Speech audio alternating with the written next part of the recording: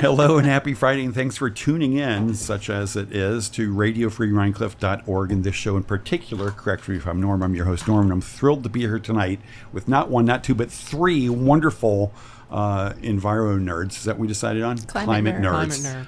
Melissa Everett of Sustainable Hudson Valley. Nerd one.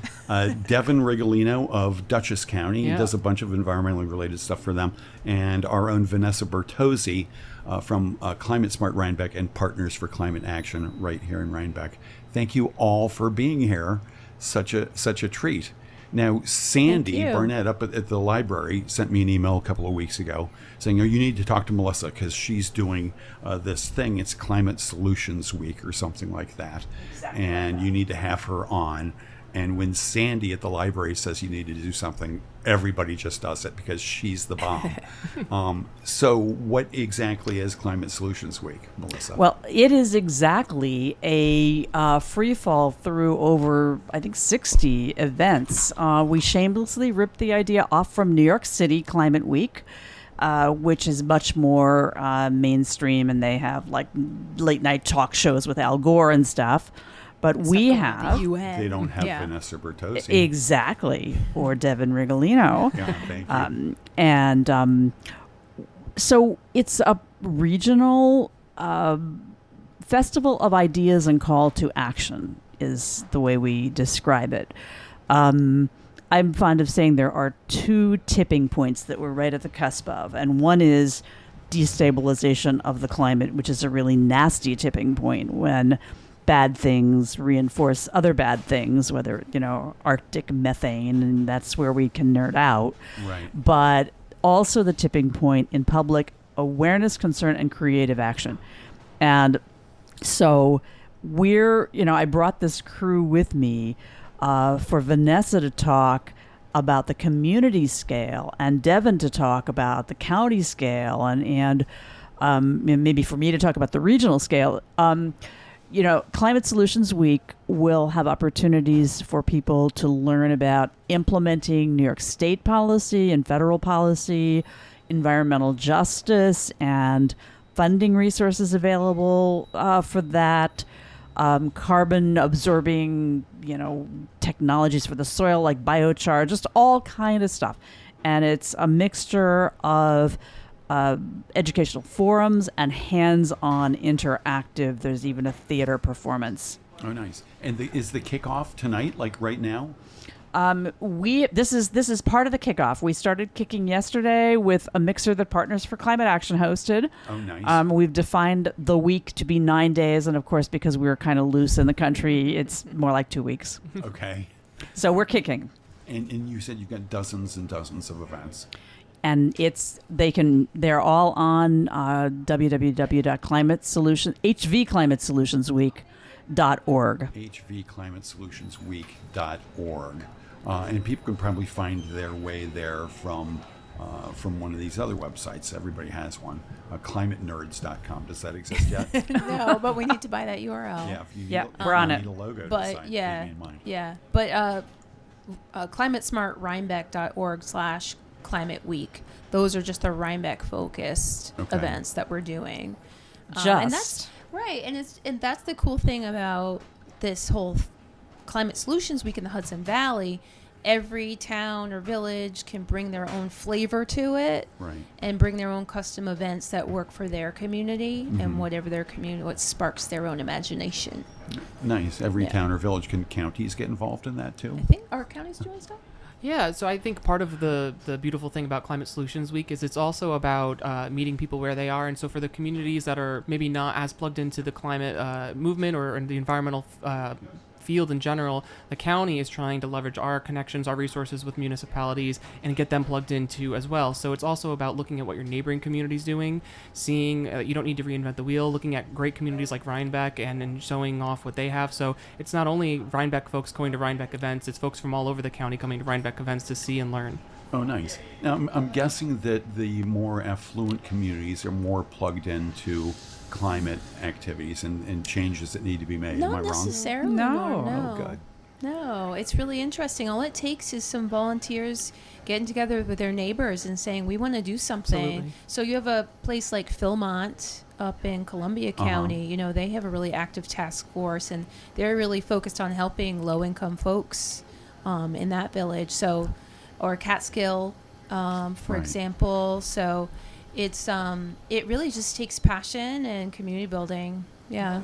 Interesting. Yeah. And, you know, I would add climate change is what they call a threat multiplier. So if you are, you know, living in awful housing and it's hot and you can't afford AC. Right. And there's no trees planted in you your know, urban core. There's no shade. And you're at risk of flooding, or you live in a basement apartment and you're at super risk of flooding.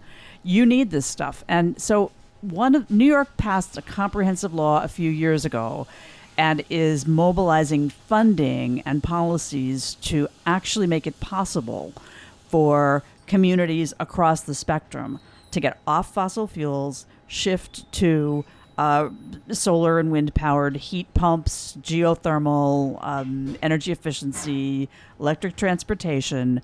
And there's really interesting work going on around the region. In Ossining, they've got an e-bike rent to purchase program so that anybody, even low income people, can afford electric mobility. And there's just, you know, Newburgh, we do a lot of work with Newburgh, and they're very excited about all the funding that is earmarked for low income communities. Yeah, I think New York State, part of the law that they passed is that 40% of the programming and the funding has to go to disadvantaged communities. And they had a whole task force figuring out how do we define disadvantaged communities. But that's baked into this massive piece of legislation. So it's really become a big thing. Who do we have to thank for that massive piece of legislation?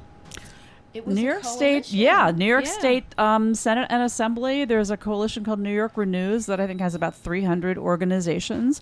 Ulster County Executive Jen Metzger is reported to have had something to do with it when she was a state senator. Okay. But there's, and Devin as a county employee might even have some perspective on this, that the State Climate Action Council created a whole bunch of expert working groups who didn't all agree with each other or come from the same place to sort out how the policy could work.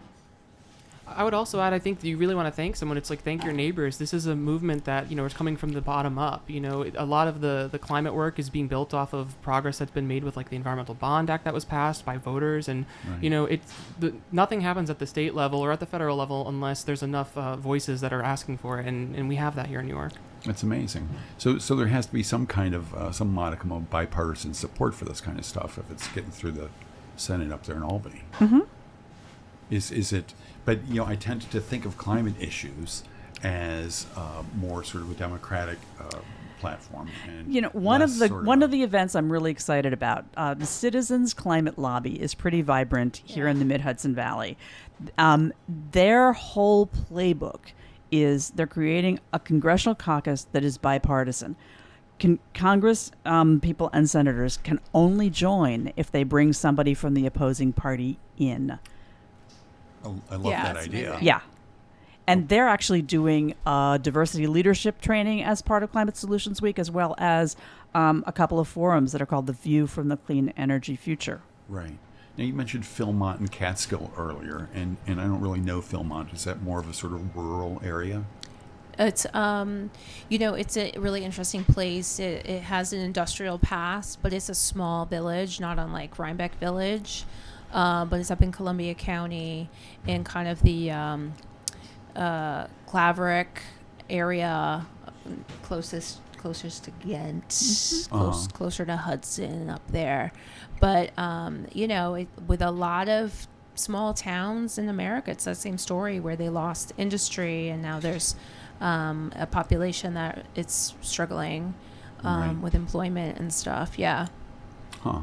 And you have outreach to get to that population and help them to be aware of the issues and do something about them. Yeah, I think you should ask Vanessa about the technical assistance that she's offered. Feel free to ask yourselves questions. Chime in there. So at Partners for Climate Action, at my work, we created a program called Local Champions, where we reached out and tried to find a volunteer who really wanted to step up in their little town or village and say, I want to work with our local government and work on climate change locally and build a task force and really start putting some of these programs into action locally.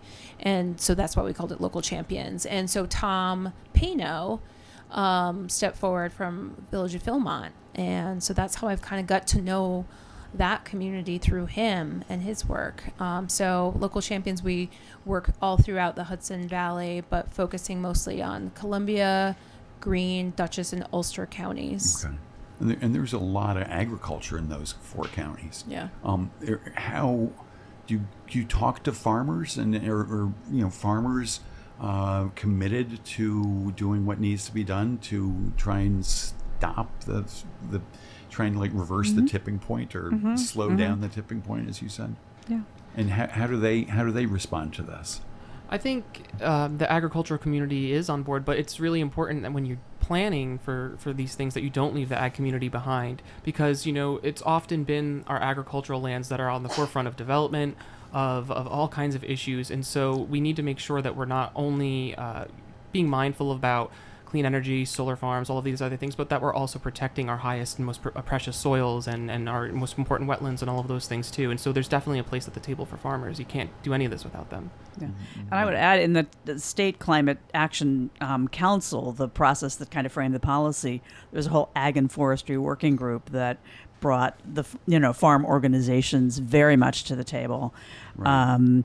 Regenerative agriculture, so-called, is 15 or so % of farming practices. What is that exactly? So it's ways to cover crop and improve the soil so that the soil is actually drawing more greenhouse gases out of it. And so we're in the early stages, but there's beginning to be voluntary carbon trading markets. Another nerd out, but opportunities for farmers to actually increase their revenues. Another piece is agrivoltaics, so-called, and over at Cornell Research Center across the river, they're beginning to gear up a research program to look at, in their case, putting solar arrays that are tall enough that they go over fruit trees in between rows of fruit trees and grapevines.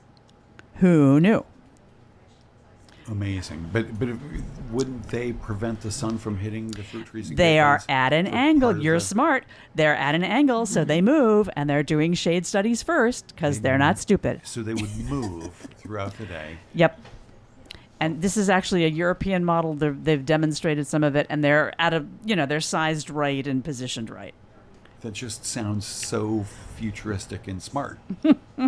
And that's just one example. There are other examples where farmers are using sheep to mow the areas around solar arrays. And who knew sheep don't like baking out in incredibly hot summers that we're projected to get. So the shade that the solar panels provide also help the sheep out. So there's all kinds of cutting edge stuff that's happening that's also grounded in really traditional agricultural practices too. Right. I love that. It really is. I mean, the sheep grazing under the solar panels, staying out of the sun.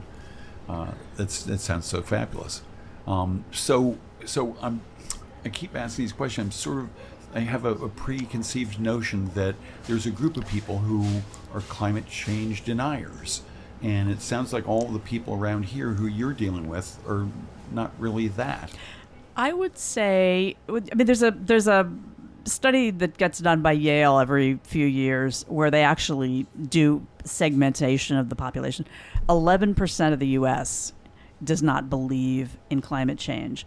The people who are less than I thought. Yeah, the people who call themselves either alarmed or concerned are 53%. Okay. I think, and a lot of what shows up in this research is not just that people believe or don't believe in climate change, but they trust or don't trust sources. Right. And so a lot of the work we feel is to be not political, not in your face, participate in real conversations, so that we can find solutions. I mean, there is actually a conservative climate caucus in the U.S. Congress now. I believe Congressman Molinaro is part of it, and they say, we believe that climate change is caused by human activity, including the fossil fuels that have brought us such prosperity. And they're menu of solutions is not the same as ours, but the integrity of their, coming to that realization, I think, is hopeful. Right. They're more about smaller federal government. So how could the transition during this era of climate change be more business driven? It's just a matter of how we're going to deal with it, not so much denying that there's a problem. Right. So it's interesting. You talk about the Congressional Conservative Climate Caucus, whatever it was called, agreeing that climate change is caused by greenhouse gas and human emission. Do they say caused by or exacerbated by? I think it's caused by. I looked at their website a month or so ago. But you should get somebody from them on here. If you know anybody, bring them in. You can produce the next show for me. There you are. It's so good. Wow. So I'm guessing that the Climate Solutions Week is going to focus a lot on what people can do right now in their part of the world, in their community. One, what people can do household level. We have several evening phone Zoom sessions.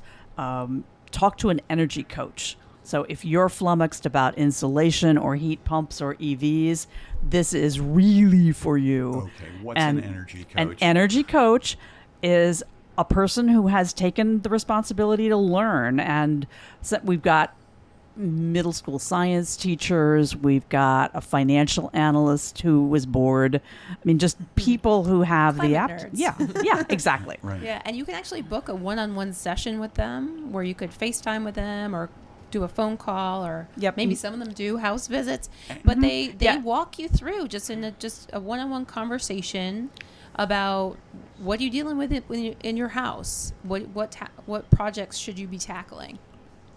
It's free. Yeah, and if you look at New Yorkers for Clean Power, nyforcleanpower.org, you can book that appointment with an energy coach. Energy coach. All right, good. Sorry to interrupt. That's all right. Was such a great job description. I needed to dig in. So that's one thing people can do. What other things can people do? So there's homes? a bunch of events that are about town level stuff.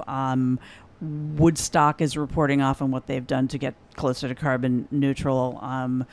Orange County Planning is doing a forum that's open to anybody. It's how to reduce energy consumption in your town. Help me think of what's happening on this side. Rhinebeck, who could tell us what Rhinebeck's doing? Yeah, Rhinebeck is doing what we're calling EV curious. So, I saw that. Yeah. I was like, I'm EV curious. Yeah. So if you've been thinking about getting an electric vehicle, but you're not quite sure, what it's going to take, if it's for you, you've got concerns.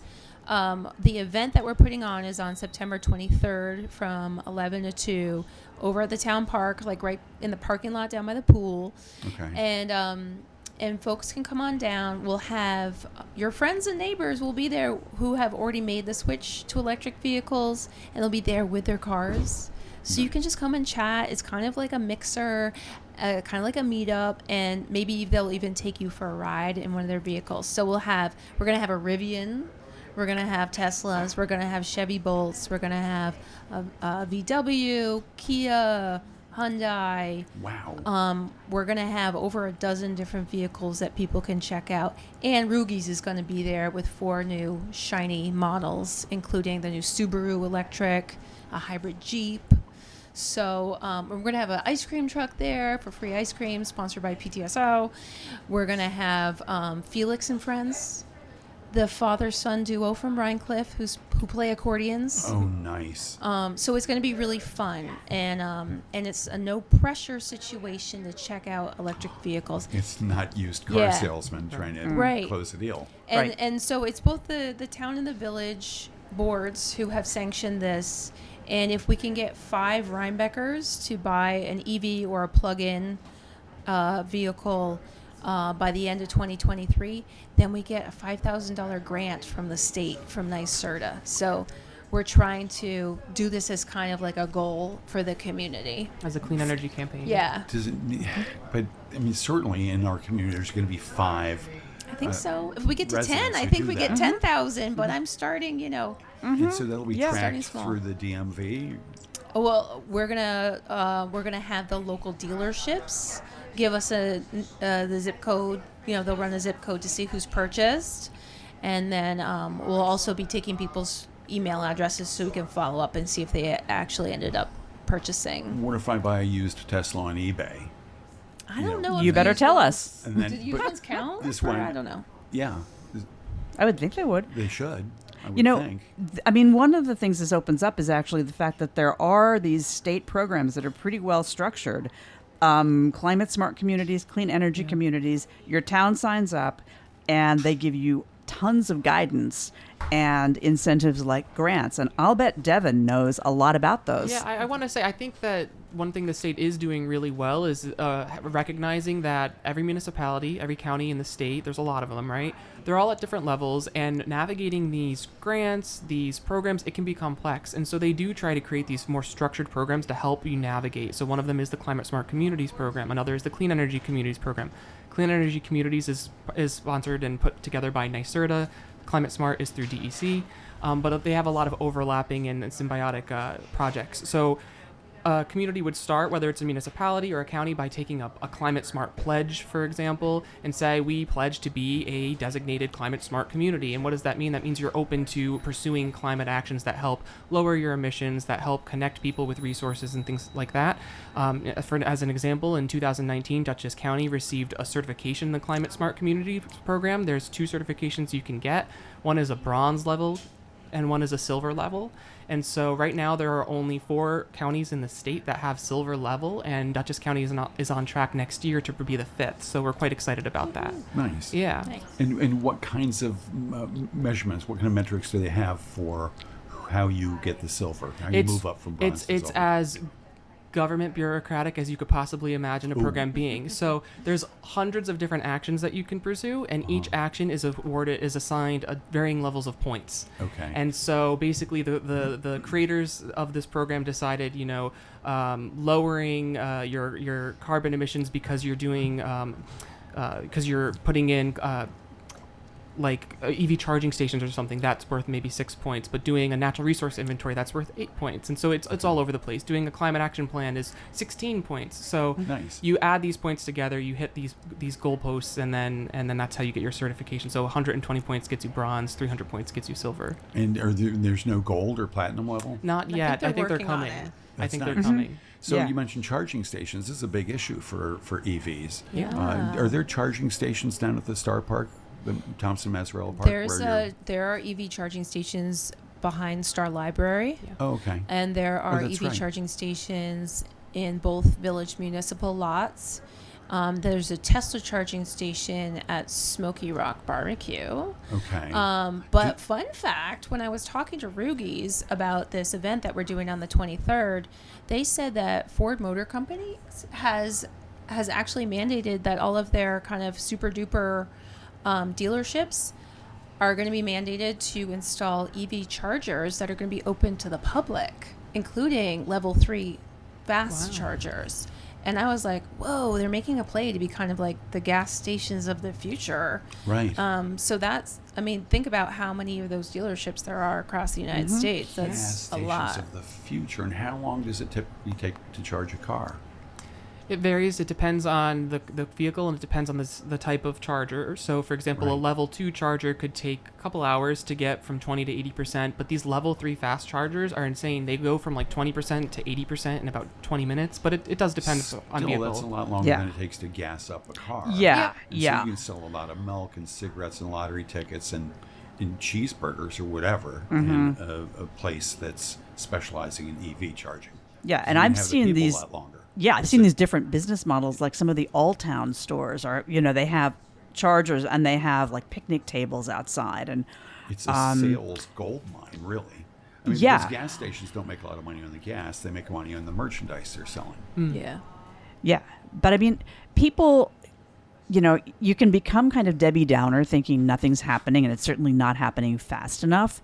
But so much groundwork is being laid in terms of the automakers transitioning their supply chains and training their engineers, and Right. there's a crazy lot going on. Yeah.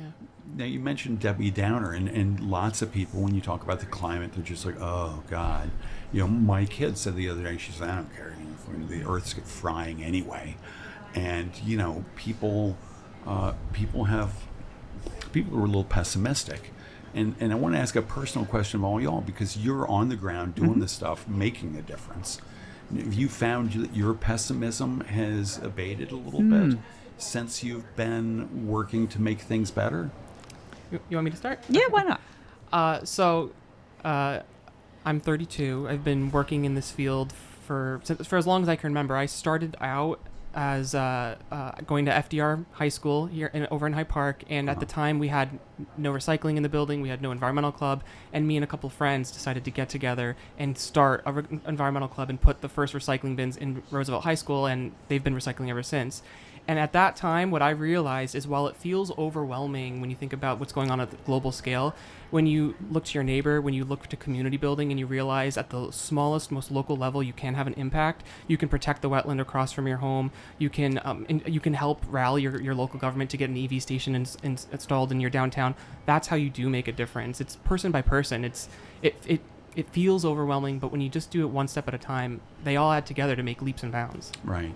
Now, Vanessa, you're super active on the local level. Yeah, I just totally echo what Devin is saying. It's like, so it can be so devastating to have this on your mind, and I do definitely have it always lingering there, this sadness thinking about the future that my kids are going to be growing up in. But when you're working on climate change in the local level, it's and I think I've said this before, it's such a joy to be working with all of these other amazing people who are coming out of the woodwork once you start putting stuff out there. And it's like the community in the Hudson Valley is super, super amazing. So like with my day job, for instance, for Partners for Climate Action, we had a mixer to kick off Climate Solutions Week. That was just amazing, because people need that time as humans to come together and be there face to face with each other. I mean, we're spending so much time Zooming these days too with technology. It's like we're working on something that can be so soul crushing, and so being together and giving hugs is also really great. And I say that, for my task force here in Rhinebeck as well. It's just an amazing group of people, and we have fun together doing these different, whether it's tabling at the PTSO barbecue like I was today, or right. I'm just going to wonder out loud, optimistically, if you don't mind, whether the issue of climate might help sort of reverse the horrific polarization politically in the United States. That's the hope, and that's what we're working on. I mean, Sustainable Hudson Valley, we meander a little bit in finding our way as an organization, but we've done some amazing experiments, like a 3-year program called Solarize Hudson Valley, which was not about your politics. It was about come to the library and have a workshop and learn about solar, and we'll get you a group discount. And just, bringing people together. And that 11% deniers is so high because, and the U.S. is higher than almost anywhere. Most denier populations in most countries are like 4, 5, 6% at the most. I would have guessed the U.S. was like 40%. Right. And so I'm fond of saying we're a majority, we need to act like one. But we need to be generous and help people who are confused or who have been misinformed. There's a lot of misinformation. People are curious. Sure. Yeah. Very interesting. So each of you sort of out there, witnessing for the need for actions on this front. And each of you probably has a story of meeting somebody who's like, wow, you just totally changed my mind. Does that happen almost every time you go out and interact with the public? It's hard to know, but I did get some interesting feedback. I was back in 2008. We were dragging local elected officials and planning boards and stuff into meetings to learn about climate change. And last year, the head of a statewide organization I happened to be talking to, he said, Melissa, I've wanted to tell you all these years, you're the person who got my attention on climate change. And I've been working on it ever since. Amazing. And Melissa, how did you get into working on this cause? What was your path? I had an early midlife crisis. Oh. I crashed and burned as a computer programmer, which I did because my I wanted to show my father that I wasn't flaky. And I traveled around the country. I actually hitchhiked 14,000 miles in my youth, which was really stupid. And came back and became a freelance journalist with a mattress on the floor and $50 in my pocket in Boston, probably before Devin was born. But I started covering social issues as a way to just learn what was going on in the world.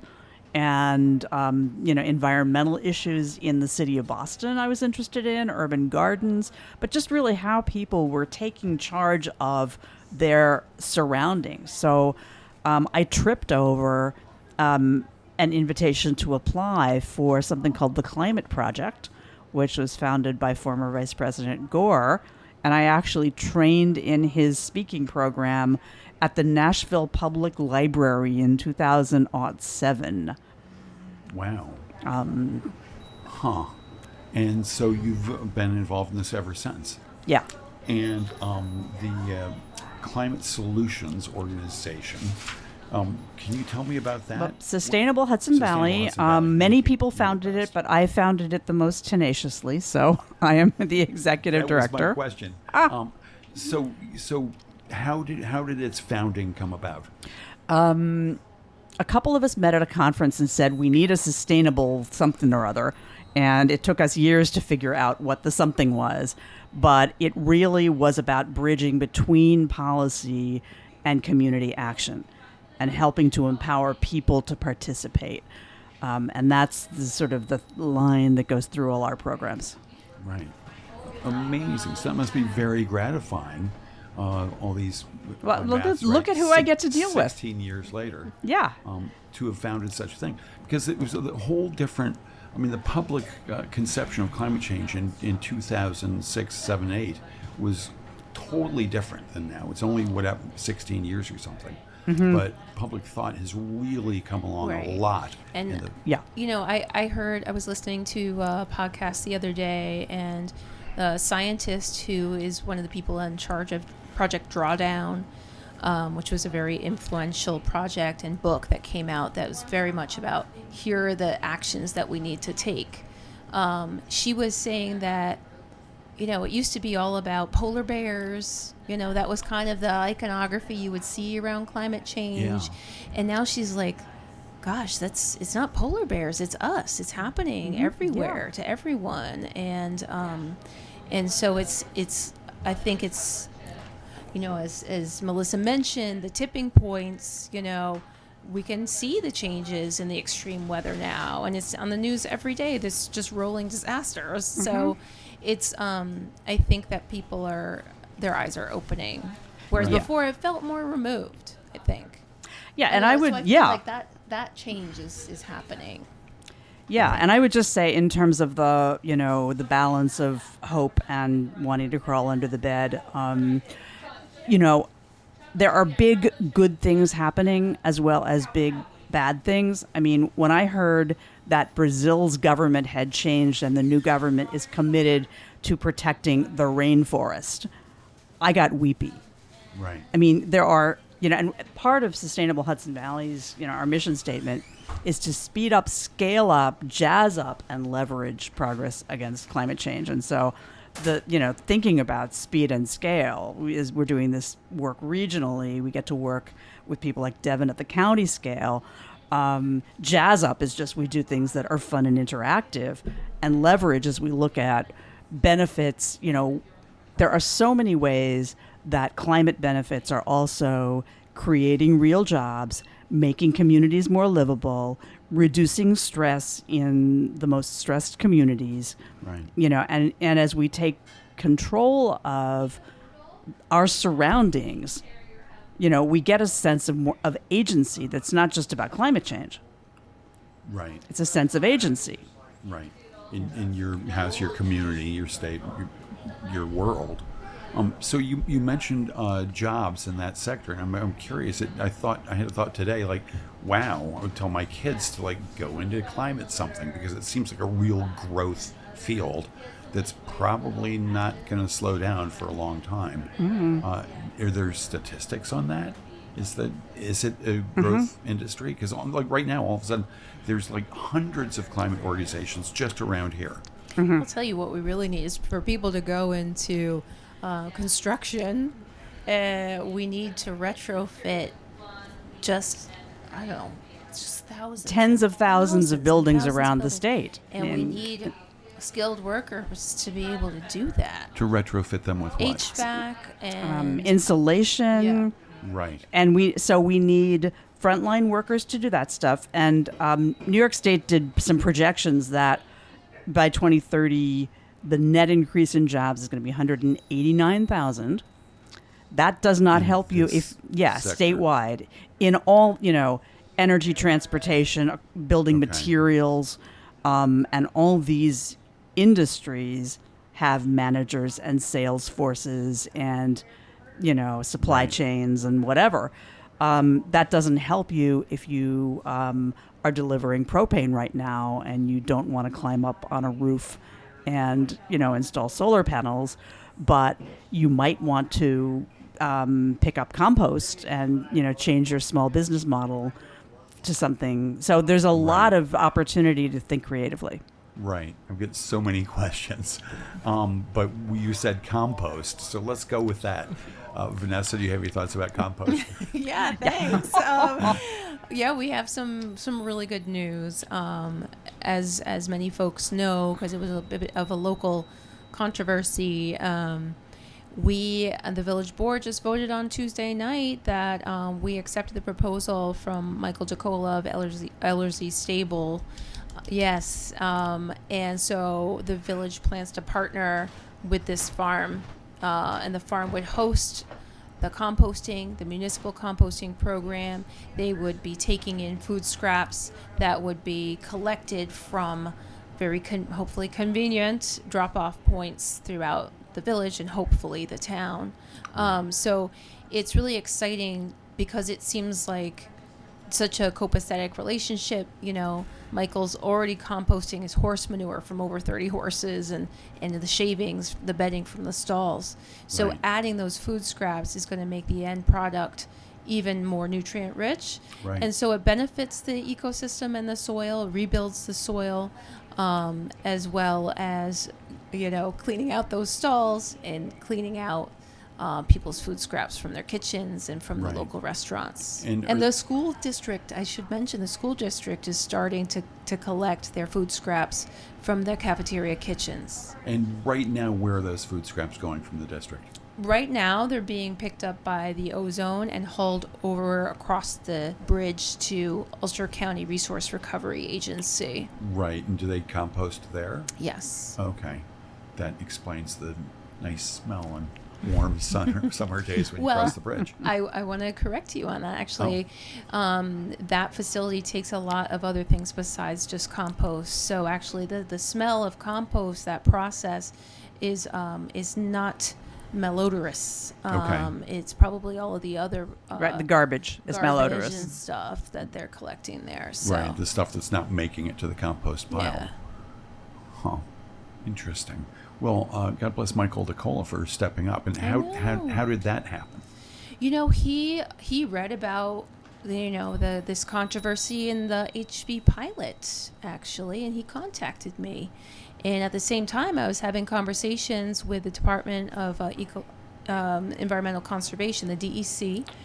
They're the ones from whom I had gotten a $200,000 grant. Right. And I said, hey, things are falling apart. I need to figure out a plan B. And they were saying, could you work with a local farmer?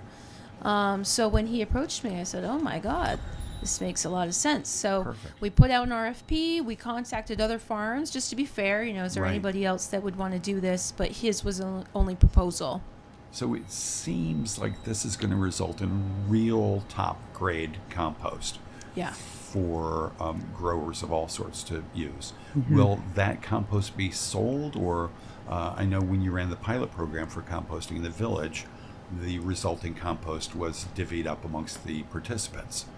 Yeah, we're still working out the details with him. I think that the relationship might be that he gets to keep a lot of the compost just spread on his fields to regenerate the soil.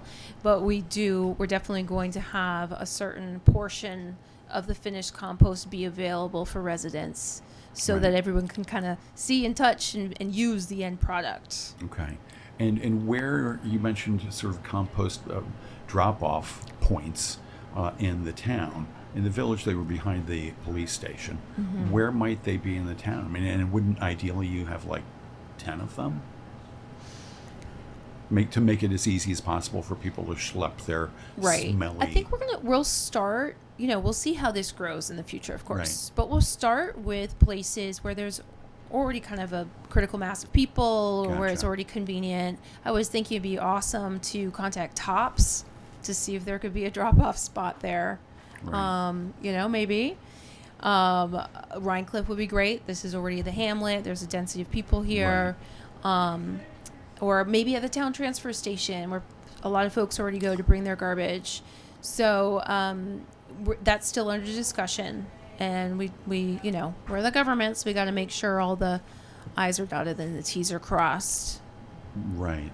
And when you did the pilot and the containers were behind the police station, was there any trouble with animals getting in? No, none. That seems really amazing. Well, they're lidded containers. Right. And they're picked up every week. So, and they're swapped out with clean barrels. So it just wasn't a problem. You go over to Woodstock, say, where I once lived, and everybody has the same containers, lidded containers. And they're just scratched to bits by bears and like garbage strewn everywhere. And they're picked up every week. Mm-hmm. Is it just that are bears the number one Rhinecliff threat? Bears are better trained. Right. Maybe so. The upscale now, bears. I thought that as long as you don't put meat, fat, and bones into food waste compost, that it's not such an issue. But our composting program will accept meat, bones, dairy. Who knew? Yeah, I know. I lifted up the lid one day to put my compost in, and there's an entire Thanksgiving turkey just sitting right on. Oh my God. If anybody is tuning in the middle, we are talking about food waste compost because food waste and hauling food and all of the grab and go and everything in the food system is a huge part of our climate impact. And so taking better care of it is actually one of the climate solutions that a number of communities are having events about during Climate Solutions Week. Right. And, first off, you want to educate people on only buying what you need and trying to, eat all the food that you do purchase instead of letting it spoil. Right. I was really excited to see that at the end of the Dutchess County Fair, Red Hook Responds came and collaborated with an organization called Feed HV. And they kind of rescued all this food that was perfectly edible that was just going to go in the trash. And they redirected it to food pantries and other organizations that serve people in need. And so amazing. It's Feed HV. And some countries and municipalities are passing laws saying, if you're a supermarket, don't throw this stuff out. Take it to somebody who can use it. Yeah. Which is really amazing. There's so much food waste. Every week, every month, every year, and it's massive. I forget the number, 300 million pounds a week or something, and so many hungry people. Mm-hmm. You're a nerd too. Connecting those dots, connecting those two groups of people is really a big thing to do. So we're running out of time, of course. I've got so many other things I want to talk to you all about. And I'm going to start with this, a goofy question. What's your favorite tree? Does anybody have a favorite tree? I love those those trees that are I think they're fig trees. They smell really good. And I was recently in Europe, and they just grow enormously, and they have these crazy root systems, and they're really cool. Oh, nice. I like a big tree. Yeah. Devin? I think maybe, I grew up in Pleasant Valley, and we lived in a pretty old farmhouse surrounded by big maples, and we used to tap them and jump in the leaves and all that. So I think maples always have a special spot in my heart. Right, that's nice, and they look good in the fall. Right. Okay, you're on Yeah, the and I'm a spot, cherry Melissa. tree person, and I'm still mourning that I planted my cherry tree at my house too deep and had to watch it die. Oh no! But my grapes and raspberries are doing really well. So how deep should you plant a young cherry tree? I think it's close to the top of the higher roots. than she did. Yeah. Near what? A couple inches higher than she did. Yeah, exactly. Good answer. Yeah. Will you plant another? I will. Huh. I will. And I think one of the things that I see in the community of folks who are working on climate policy and climate community action is that we're also just getting more crafty in our lives because we're learning about how these things work. Yeah. Right. And I asked this question because when you sort of start researching climate, what people can do on a bigger level, planting a tree is one of the things that seems so simple and comes up all the time. Mm-hmm. And Rhinebeck, of course, is a tree city, USA, and has just beautiful trees. Sometimes they have to chop them down. Everybody's mad about that. Yep. But Let me do a plug please. for a project that the Rhinebeck Rotary helped us to bring to life. But it's actually revolving around Newburgh, which has lost 4,000 street trees in the last generation because of heat stress and vandalism and not being able to take care of them and stuff. So the Rotary is funded, and we are helping to implement a training and a sweat equity project. It's called Planting Power Newburgh, and it's aligning urban restoration with environmental justice. And we're working with the Parks Conservancy. We're working with a board member of the NAACP who's helping to develop a curriculum. And we're going to do 3 full days of education, and in between them, 3 afternoons of planting. We're going to do a food forest, some rain gardens, some shoreline plantings, a bunch of street trees. This project has already funded Newburgh to get a little putt-putt utility vehicle that brings water around to the trees.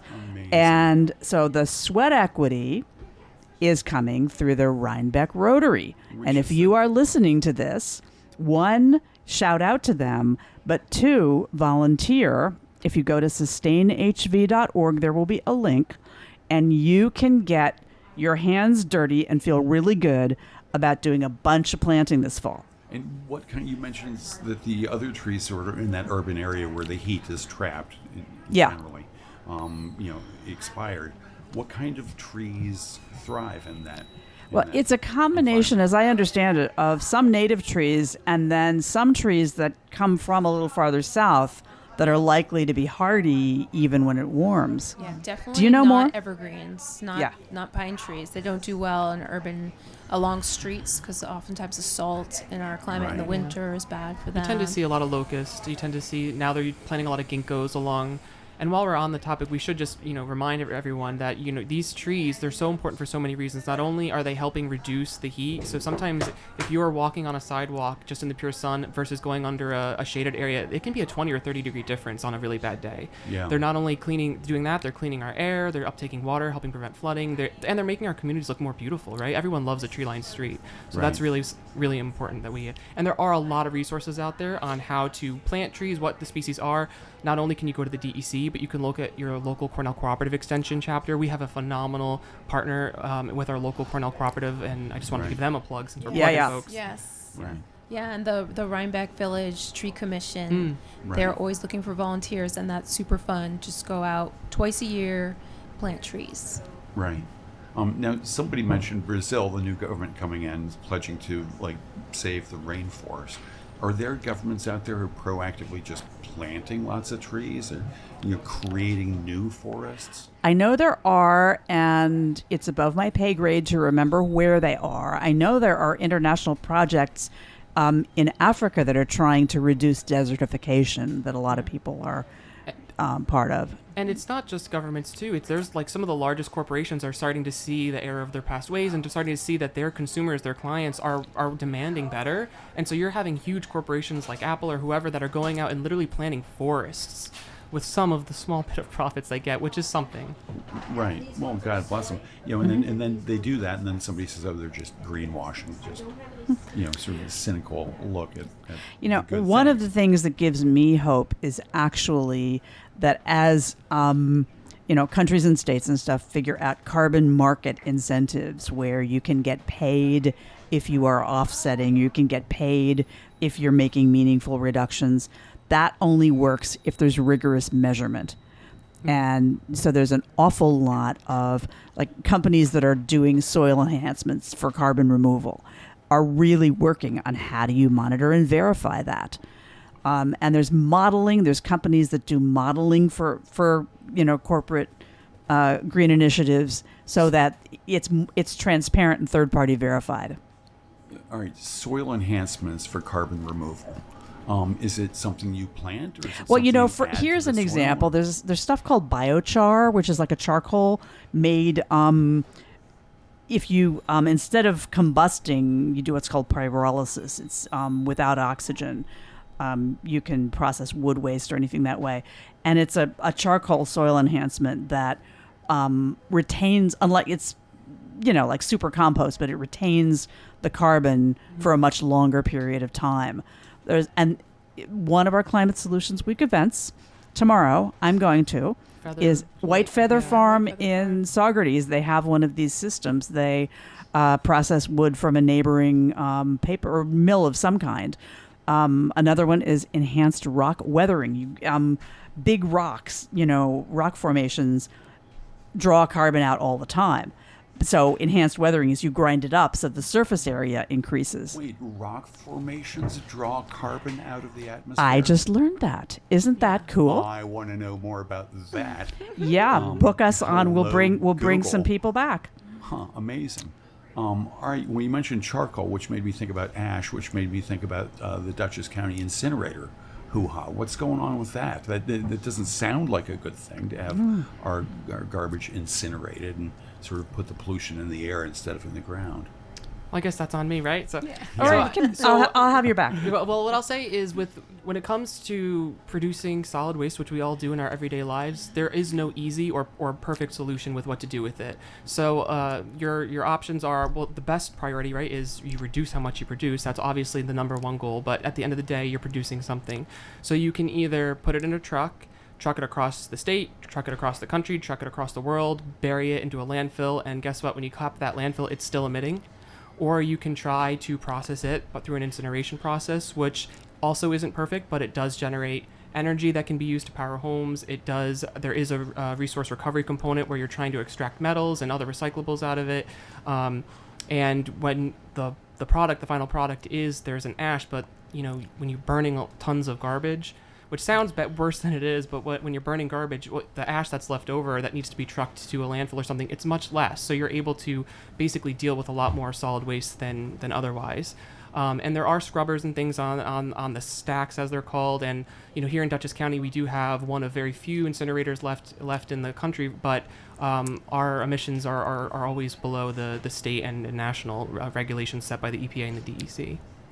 And I could throw in, because I mentioned Sustainable Hudson Valley facilitated this, imagining process we call the Regional Climate Action Roadmap and Toolkit. We got a bunch of county recycling coordinators into a conversation, because waste is like 12% of our greenhouse gas emissions. And so, we said, if the counties were working together and thinking about options, what could we do to improve diversion?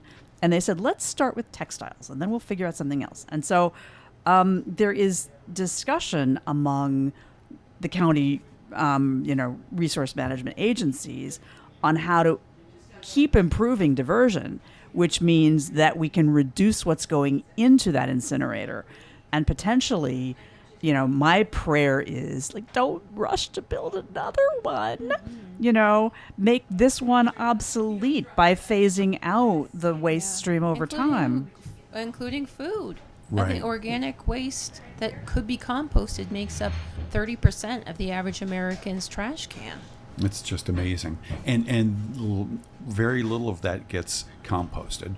And the stuff that stays in the garbage is what you smell crossing the bridge from the Ulster resource. Right, and that is the methane, which is the emissions coming out that are going into the atmosphere. The methane is something like 20% more of a potent greenhouse gas than carbon dioxide.